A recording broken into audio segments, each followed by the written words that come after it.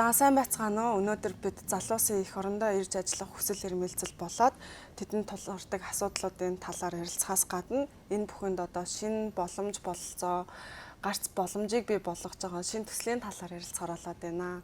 Тэгэхээр гадаадд байгаа найзуудтайгаа ихэвчлэн ярихад Монголд одоо буцаж очлоо гэж бодоход ажил олдох уу те сурсан мэдсэн зүйлсийг нь үнэхээр үнэлэх одоо боломж бололцоо нь хэр байгаа вэ? Цалин хангамж хэрвээ гэдэг асуултууд их асуудаг. За эдгээр бүх асуултууданд хариулт олох зорилгоор бид нэр Монгол диаспора төслийн ажилтан за аюуштай ярилцахаар болоод байна өдрийн мэнд.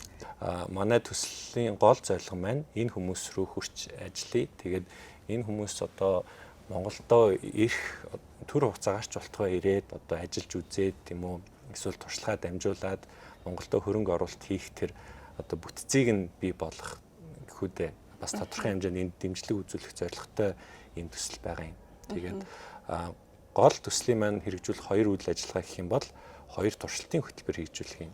Нэг нь бол гадаад ажилтдаг мэрэгчлүүд зориулсан одоо Монголдо төр хугацаанд ирээд нэг байгууллагт ажиллаад гадаад хоригдлуулсан туршлага одоо мэрэгчлээ түгээгээд одоо зөвлөх үйлчилгээ ч юм уу үзүүлээд тэгээд буцаад явах.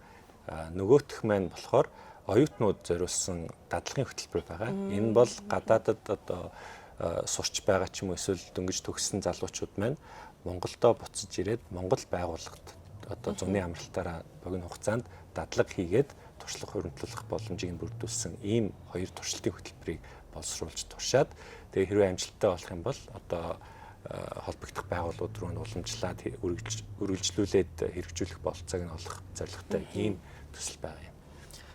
Гадаадд ажиллаж байгаа одоо хүмүүсийг илүү нөгөө Монголд байгаа сурч байгаа ажиллаж байгаа чиглэлийн байгууллагатай холбож өгөхгүй болно гэж ойлгож болох уу тийм. Яг үнэ.